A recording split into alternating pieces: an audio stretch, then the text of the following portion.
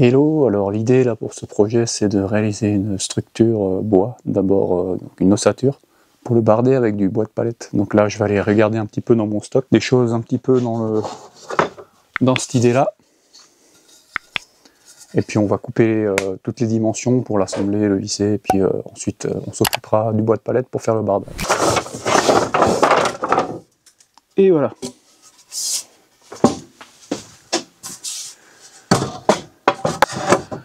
Donc ensuite, ce que je vais faire, c'est que je vais tracer les dimensions de ma structure. Et à l'aide de la scie onglet radiale, je vais couper toutes les dimensions. Et ensuite, on va utiliser un autre outil pour assembler tout ça. Alors, on va réaliser des bases de 45 cm par 45 cm. L'intérieur du cadre, il va falloir enlever la largeur de votre tasseau x 2. Donc ici, c'est 6 cm.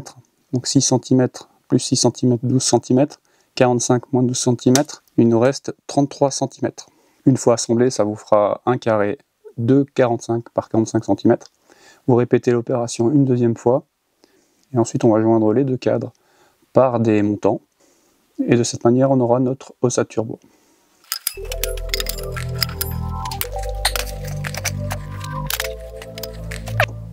Ce que je fais moi, c'est que je la fais rouler pour regarder si ça se décale pas, si on est bien aligné.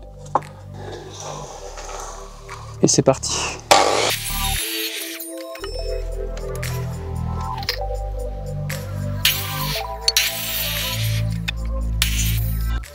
Alors pour les parties montantes qui vont rejoindre les deux cadres, toujours dans la même optique, on va pas faire de gaspillage, on va utiliser les chutes au maximum. Donc j'ai de cette longueur là qui fait environ 45 cm, voire même un peu plus, et je vais l'utiliser comme repère pour couper toutes les autres, enfin les trois autres.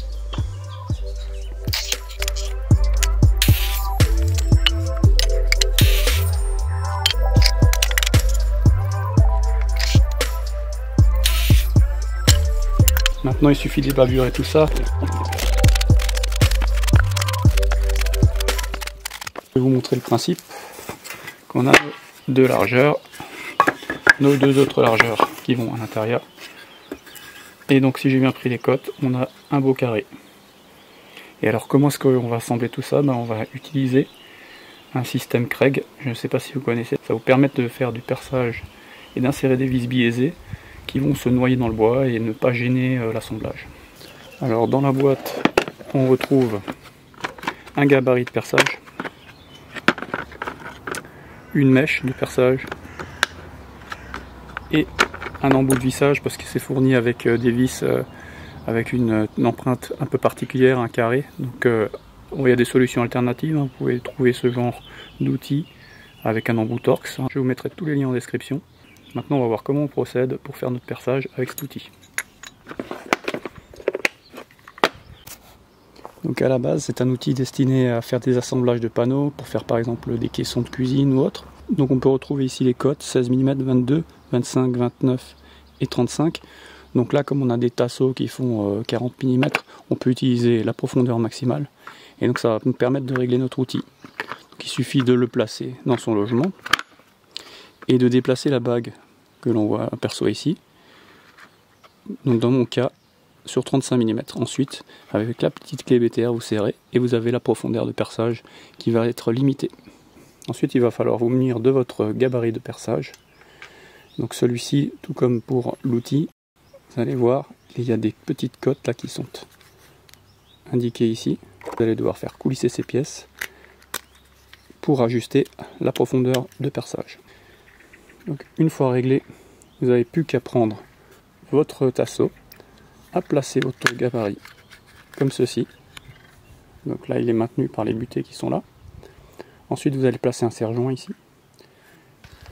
Voilà, donc le gabarit est en place, serre-jointé, il n'y a plus qu'à venir et percer.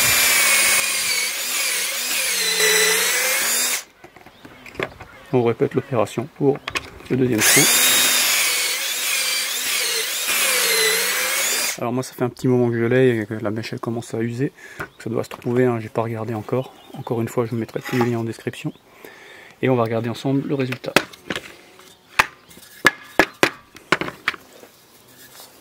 Et voilà, on obtient quelque chose comme ça. Alors on va maintenant faire une simulation. Je vais utiliser des vis comme celle-ci, donc avec une empreinte torx, et donc pour cela je devrais utiliser cet outil là.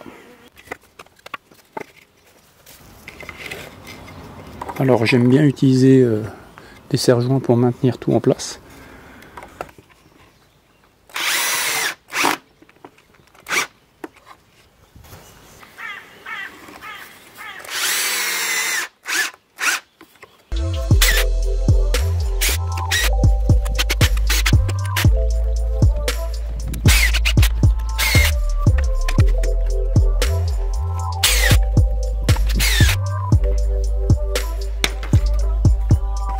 Et voilà notre premier cadre.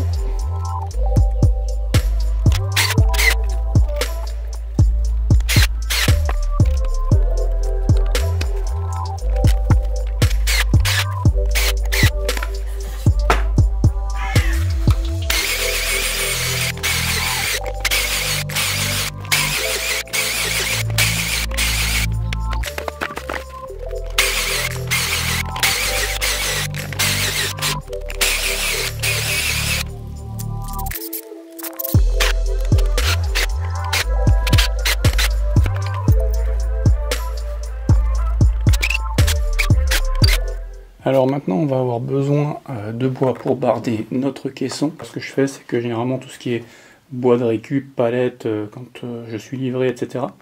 Je le récupère, je démonte les palettes. Bon, ce qui est un peu embêtant, c'est qu'il y a plein de vis, de clous à enlever, mais ça fait des planches gratuites. Donc je vais juste passer un petit coup de rabotage ou de ponçage, et ça fera de belles planches de bardage. Alors pour la suite, on se retrouve dans mon atelier, puisque là le soleil est sorti, donc ça commence à être un petit peu le cagnard. Donc je vais vous expliquer. Ici, on a notre structure réalisée tout à l'heure. Là j'ai récupéré les planches d'un précédent projet que vous avez pu voir sur la chaîne, notamment dans les shorts, c'est à savoir le bardage du mur. Donc avec les chutes, toujours on va essayer de faire de la récup au maximum. Je vais les couper toutes à 62 cm, et l'idée c'est de venir barder comme ça l'ensemble du caisson. Donc je vais maintenant réaliser les avant-trous dans les planches que j'ai découpées précédemment. Donc comme je vais utiliser des vis comme celle-ci de 5 mm, ben, je vais prendre une mèche à bois de 4 mm tout simplement pour faire l'avant-trou.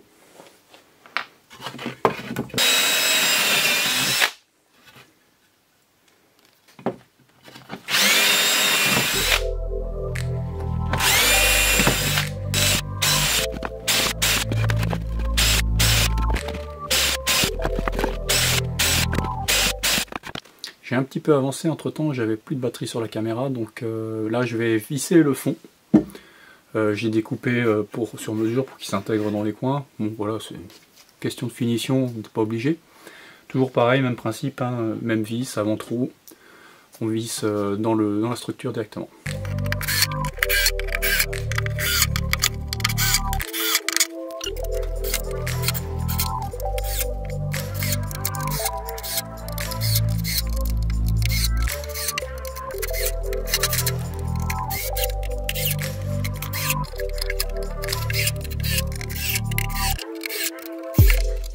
J'ai réalisé un petit cadre, comme celui-ci, qui va servir en fait à s'emboîter là, pile poil dans le trou. Dessus, nous allons fixer toutes les planches qui serviront de couvercle. Et pour la mise en place et l'enlèvement rapide et facile du couvercle, je vais imprimer 2 poignées en 3D, puis on verra ce que ça donne tout à l'heure.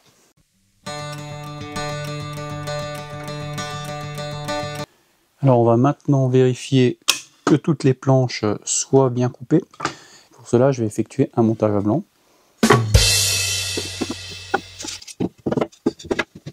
Je vais centrer le cadre et le visser dessus. Alors maintenant, nous allons commencer à mettre en place nos vis en quinconce, donc en diagonale, en maintenant le cadre, en essayant de ne pas le faire bouger.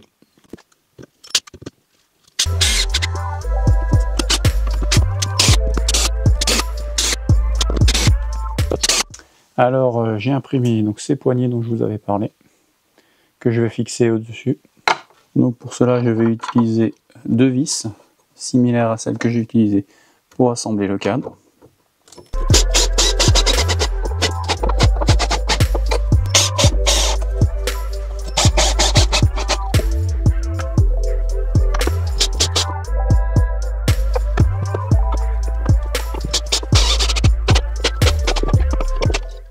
Allez, comme vous pouvez le voir, c'est solide, hein, ça tient par une seule poignée.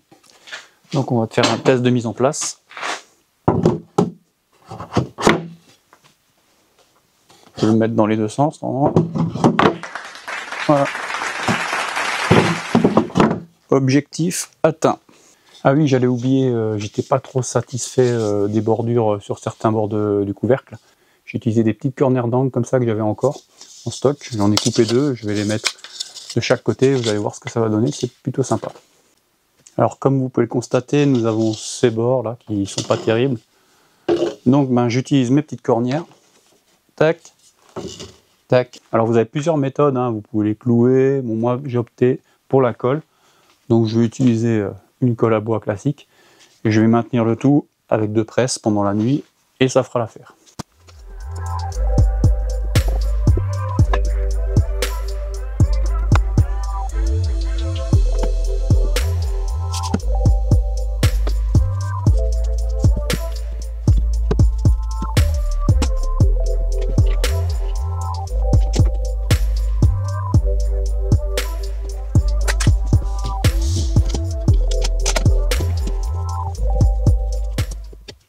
Alors, toujours dans un esprit récupération, on va utiliser aujourd'hui ce genre de mousse là pour isoler toutes les cloisons, les parois internes de notre caisson. Alors, dans mon cas, il me restait de la secouche parquet, vous savez, là, ça se coupe bien, il suffit de le tracer, de le casser, vous avez tout de suite la bonne dimension. Et en plus, si vous le faites bien, vous pouvez vraiment le coincer dans le caisson sans avoir à le coller. Voilà donc ma plaque coupée. Maintenant, on va l'insérer. Il passe bien de tous les côtés, tout le tour. Et voilà, vous répétez l'opération pour tous les côtés. Et votre caisson est isolé. Alors pour pousser le bouchon un peu plus loin, moi j'ai carrément utilisé une mousse pour isoler le couvercle du caisson. Tu pousses le bouchon un peu trop loin, Maurice. Donc je vais appliquer un reste pareil de colle à plein.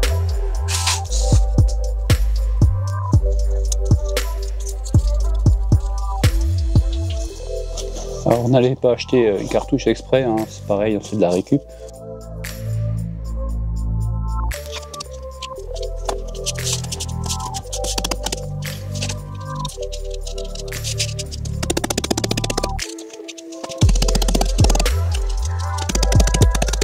Plus qu'à mettre le couvercle. Et voilà, on se retrouve devant la piscine pour la dernière étape de la réalisation du caisson d'isolation phonique. Donc on retrouve la pompe ici et le caisson là-bas. Alors on se retrouve maintenant devant mes imprimantes 3D. En effet, je me suis dit, ce caisson il va passer sa vie dehors, donc il va pleuvoir. Je ne vais pas mettre le bois à même le sol. Donc je vais dessiner sur mesure de petits patins que je vais visser ensuite aux 4 coins du caisson, de manière à ce qu'il ne repose pas directement au sol. Allez, on se retrouve tout de suite sur Fusion 360, puis sur l'imprimante 3D.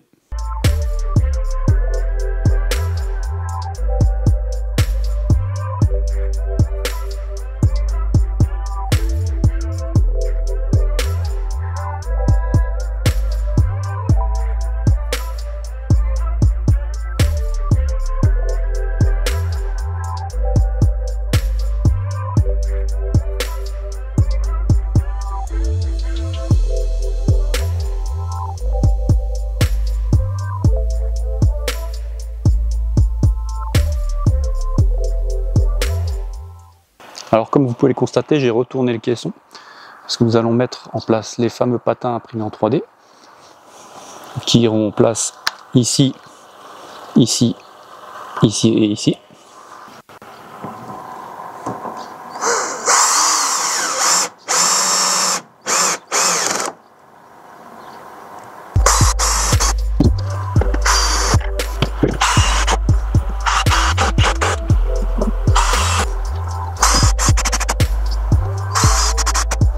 Donc nos tuyaux de pompe font un diamètre de 40 mm, donc nous allons utiliser une scie cloche, donc comme celle-ci, afin d'effectuer nos 2 trous.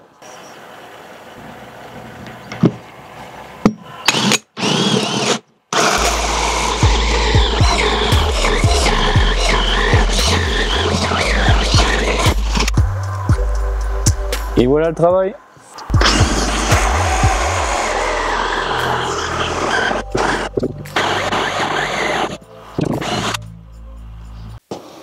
Donc du coup Maintenant, il va falloir débrancher les tuyaux de la pompe et essayer de ne pas tout faire couler à côté.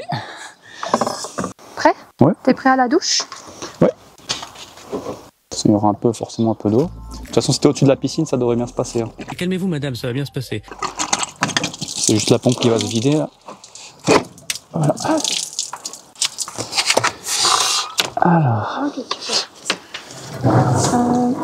Donc. Ça c'est le bas.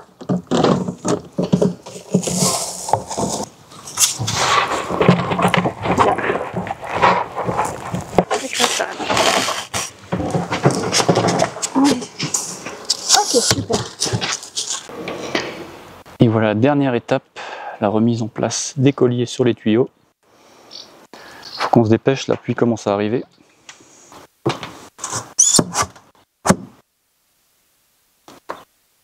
Donc on va rebrancher la pompe et on va faire la mesure sonomètre et le verdict dans quelques instants.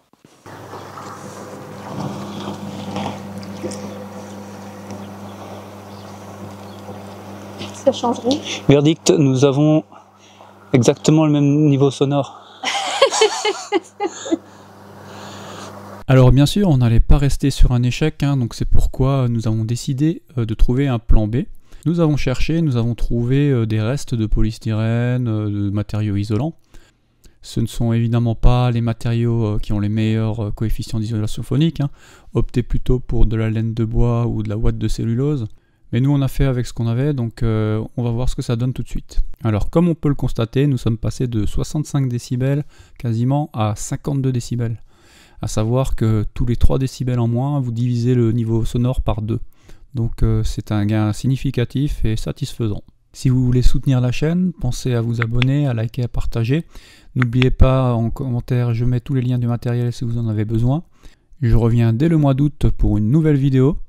D'ici là, je vous souhaite de très bonnes vacances. Merci à tous. Allez, tchuss les makers!